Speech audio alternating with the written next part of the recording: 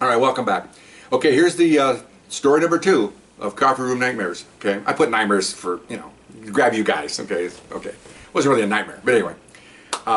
This is a story of, we had a supervisor that was really bad, really bad. Again, writing people up for no reason, very chicken-ass on stuff. Nobody liked him, horrible personality, and we worked at a division where everybody kind of knew each other. Even the supervisors that we had, everybody's kind of close. We knew how to take care of each other. They knew how to talk to you, to tell you to correct yourself. It wasn't like you had to write anything down on paper. Because if anyone, when you have a job, somebody, some supervisor writes something on paper, it goes into your personnel file. That's not good. Then we're down the road, you try to promote, they're going to bring that up. So you don't want that. But he was doing that. Not very well liked. He thought he was hot stuff. So in that time, in the mid-70s, we got a brand new microwave. And they were huge. They were like this big, monsters. I think it was Litton. Doesn't really matter. I don't know. And so, it had the crank timer on it. I mean, really, first generation.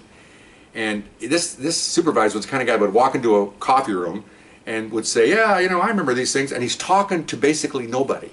Because a person that thinks he knows everything, a narcissist, I think that's what it is, that I know everything, and you guys are just, you guys are just here, okay? Yeah, and I know how to cook these eggs. Again, talking to no one. He goes, you microwave them, and you can cook them inside. I heard about this, and we're all just doing our reports, but you're just ignoring him, because he's a supervisor. I don't want to even look at the guy. You make eye contact with him, you're done. Okay, so puts the egg in the microwave, cranks it up.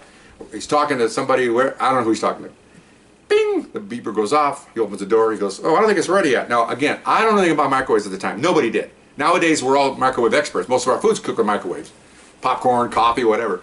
But those times, so he goes, oh yeah, he puts it back in, cranks it up another couple minutes, and okay. So he takes it out, he goes, yeah, again, talking to no one. 6, 7 of us in there. He goes, yeah, this is good with salt, and I even eat the whole shell. It's good for your it's good for your system, and puts the salt on it, takes a bite. I won't say it exploded, but it did explode. In the sense of explosion, like it's not like a firecracker. It's an explosion of a compressed food under pressure. It's like, like that. It's just, I don't know how to describe that sound, but it blew. He bit into it. So it went up his nose, the egg, cooked egg, it was cooked egg, I covered my mouth, sorry. Goes up his nose, into his sinuses, 3rd-degree burns on his nose, upper lip, and his tongue, and he falls over. Now I found all this out later. At the time, we didn't know all this stuff I told you.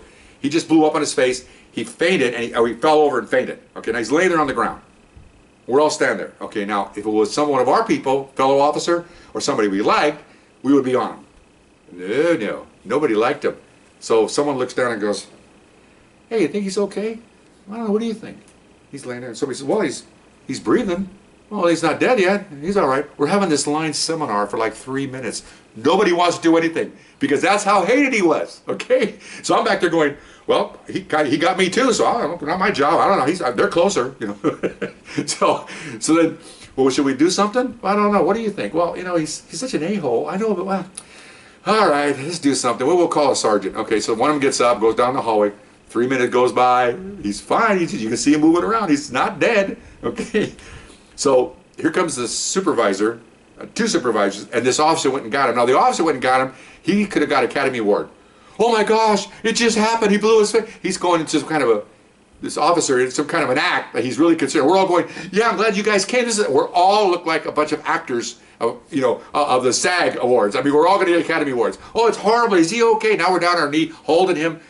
It's an act. We hate his guts, okay? And of course he wakes up and so he said, well, get him to the hospital, get him there. So a couple of guys take off in a police car, with red lights and siren, take him to the hospital. You guys did good. You did a good job. Okay, fine. They leave. We're all going, who cares? That's how much, when you're hated, man, that's pretty bad, okay? So then we found out later on that he had all those things happen to him. They had to go up into his sinuses and get the egg out, okay? Yeah. I don't know how they do that. I can't be good, okay? I have nurses friends and stuff say you probably have to get a probe up in there and start taking it out. Okay, that's what they did. And he came to work like a week later, still had a big bandage across his nose. Looked like he had a mustache of bandages because his nose was burnt, the inside was burnt. The lip. He talked kind of funny because his tongue was burnt, 3rd degree. And but we just kind of sat there, and he didn't know that we ignored him. Nobody knew. Just we all looked at each other, and just smiled at roll call, and like, when you're an a-hole, be surprised what we won't do for you. Okay, and he was alive. Somebody reached over and went, oh, he's okay. So anyway, that's the second story, and we'll see you next time for the 3rd one. All right.